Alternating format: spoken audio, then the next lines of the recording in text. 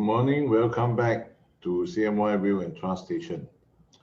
Last week, we were talking about the opening clauses, one of the essential clauses in the will. Today, we're going to talk about the second essential clause, which is the revocation clause. Revocation clause is very important because when you write a will, there is no contracture between you and the beneficiary.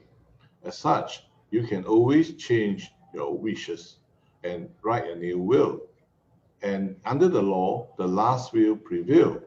So your latest will be recognized and will be determined and will be able to apply grant of probate if we stated the latest will, and if that is your latest will.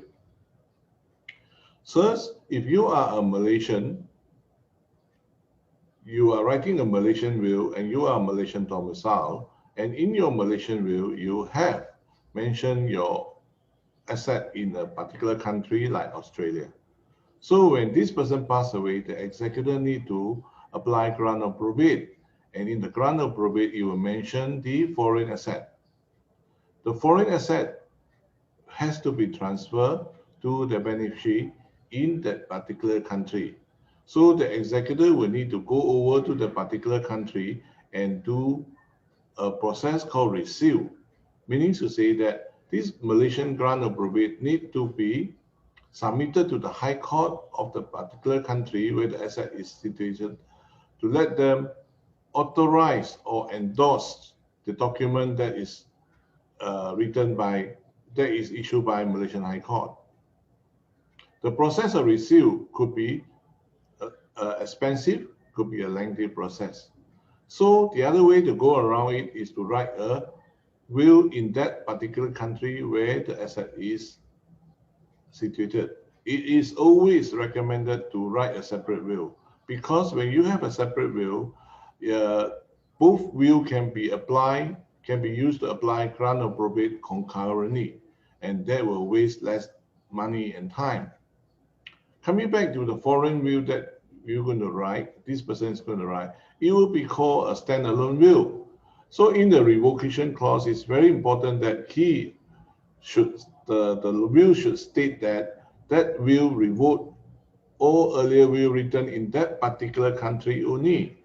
It's meant for disposing all the asset in that particular country only. It will not revoke will written outside that particular country because, as we mentioned just now, the last will prevail. So when you have a foreign asset written in a foreign country, it's very important that your standalone will should have the revocation clause stated very clearly that it's only meant for the disposing the asset in that particular country. As the law say that the last will prevail. Let me share with you a quick story. I have a Mr. Lok who is staying in Taman Mida, KL. He has a wife and children, and he's written a will and say that all those assets that he has joined in with the wife and the children will be given to them respectively.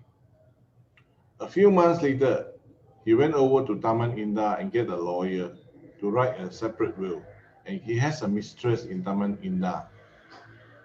So in this later will, he mentioned that all those joint assets with the mistress shall be given to the mistress. 2 weeks later, he gave me a call and asked me, Mr. Chong, you are well versed with the will and trust. Can you advise me what I do is correct? I told him, Mr. Lok, do you know that your last will that is written for your mistress already revoked earlier will that you have written earlier? Meaning to say that all your assets will be follow the latest will.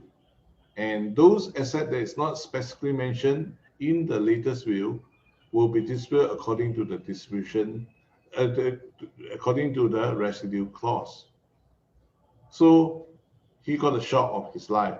He said that he thought that he can have separate will written and to separate different person, different beneficiary. I said no, the last will prevail. So please do know that the last will prevail, and please do not write separate will for a separate beneficiary. As the law states very clearly, the last will prevail. Thank you.